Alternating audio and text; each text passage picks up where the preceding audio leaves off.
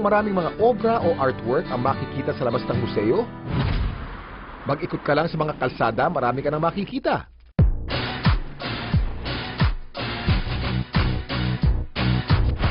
Street art ang tawag sa paggawa ng painting sa mga pampublikong lugar. Ang isang uri nito ay graffiti. Ang pinakaunang graffiti naman ay nakita sa Lascaux Cave 20,000 years ago. Gumawa ng ilang daang drawing ng mga hayop ang mga sinaunang caveman doon. Noong dekada 60 sa Paris, France, unang ginamit ang pagpipinta sa kalsada bilang protesta ng mga estudyante laban sa kapitalistang sistema ng lipunan. Pero noong 1970s lang ito sumikat sa Pilipinas. At sa dekadang ito, umusbong ang mga grupong kaisahan at artista ng bayan. Sila ang pinakaunang mga grupo ng street artists sa bansa. Dito sa College of Fine Arts sa University of the Philippines sa Quezon City, sasalubong sa inyong pagpasok ang isang obrang talaga namang kahanga-hanga. At ang kanilang pader, ginawang wall art ng kanilang mga estudyante. Ang tradisyon naman dito sa buong Universidad ng Pilipinas, no, ay yung freedom of expression nga, no? Kaya kahit dito ay yung mga estudyante, nararanasan nila na magpahiwatig ng kanilang mga niloloob sa pamamagitan ng mga ganitong mga trabaho nang sabihin na natin na walang censorship, no? Dahil naipapahiwatig nila yung kanilang mga gustong ipakita, kanilang kagalingan, yung kanilang ekspresyon.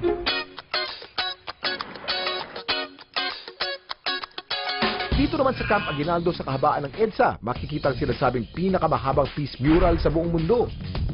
Ito ang kanilang paraan para ipalaganap ang kapayapaan, pagkamakabayan at bayanihan ng mga Pilipino. Pininta ito ng mahigit kumulang 4,000 tao, kabilang na mga sundalo ng AFP at mga sibilyan. Inabot din ang 2 buwan bago ito natapos. Parang nararamdaman yung acceptance tapos walang pumipigil sa kanya.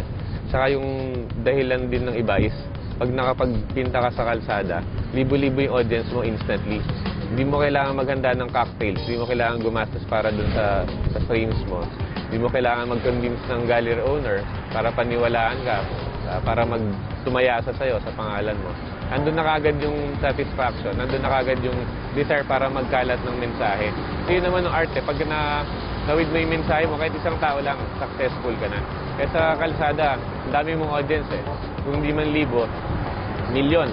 So hindi imposible na at least may isa, 200, 300 na nakuha yung ibig mo sabihin. Isang uri ng street art na sikat ngayon sa Pilipinas ay ang tinatawag na graffiti.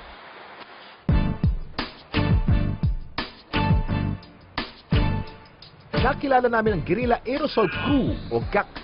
Mahilig silang gumawa ng street art at graffiti sa mga pampublikong lugar.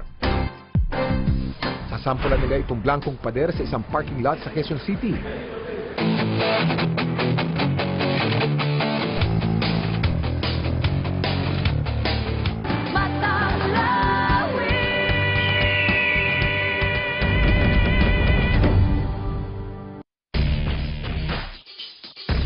Kakaiba ang kanilang itsura at forma, laging nakaitim, kaya madalas iugnay sa kaliliman at katatakutan.